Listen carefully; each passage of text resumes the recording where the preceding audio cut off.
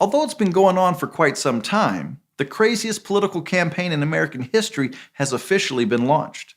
And I want to stress, in American history, because this political strategy has been used by dictators and tyrants in many countries all over the world. So what's the strategy? Trying to get your political rival arrested and taken off the ballot. It's a very anti-American thing to do. And here's the kicker. Biden and the Democrats are doing this, they say, to save democracy. You got that? They're trying to prevent us from having the opportunity to vote for our choice for president, to protect us from losing the ability to vote for our choice for president. It would be funny if it weren't so serious. In this video, I'm going to compare our president to leaders from other countries that have used this political strategy. Ironically, in my research for this video, I found articles from 2016 comparing then-candidate Donald Trump to leaders who arrest political rivals.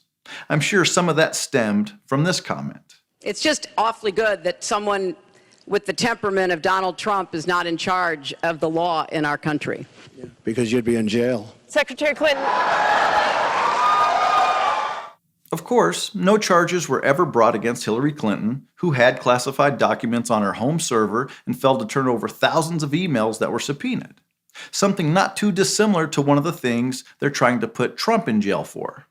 So, what kind of a country has leaders who arrest their political rivals to keep the public from voting for them? Russia, Uganda, and Iran, to name a few. These examples come from an article at Ranker.com. Up first, we have Vladimir Putin. He allegedly arrested Mikhail Khodorkovsky, an ex-oil tycoon and opposition supporter. Khodorkovsky was Russia's richest man before being imprisoned for more than 10 years on charges of tax evasion and fraud, which he says were politically motivated. U.S. officials accuse Putin of abusing the legal system through his selective prosecution of individuals such as Khodorkovsky. Selective prosecution. Sounds familiar, doesn't it? Or what about Ugandan President Museveni?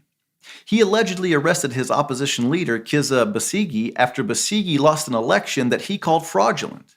He was arrested because they suspected he was mobilizing others to come and cause havoc. The U.S. State Department condemned the arrest, saying it was just further intimidation from a government that also chose to block social media on Election Day. Sounds a bit familiar again, doesn't it?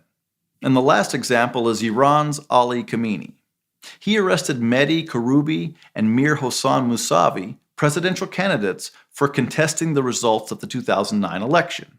Again, this sounds familiar. I mean, how dare someone contest the results of an election? He's an illegitimate president in my mind. Would you be my vice presidential candidate?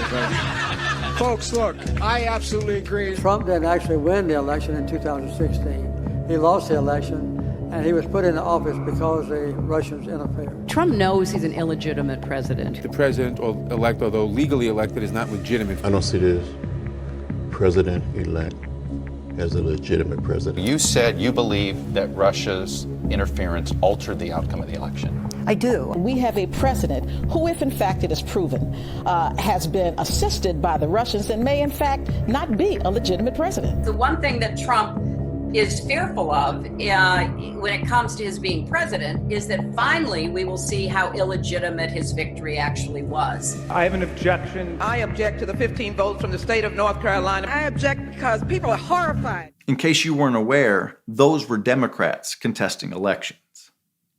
Look, Joe Biden is running the craziest anti-American political campaign in history. He may as well be Vladimir Putin. Selective prosecution isn't the way it's supposed to work in America. And not only do they want to hurt Trump's chances of being elected again, they want to hurt him personally. They want him in jail. They want him to lose his fortune. They want him punished, in the same way a murderous dictator like Vladimir Putin would do. Murderous dictator, a pure thug. How many times did we hear Trump was taking a page out of Putin's playbook? Well, what do you call this? We might as well start calling him Vladimir Biden. We're witnessing the most absurd political campaign in history.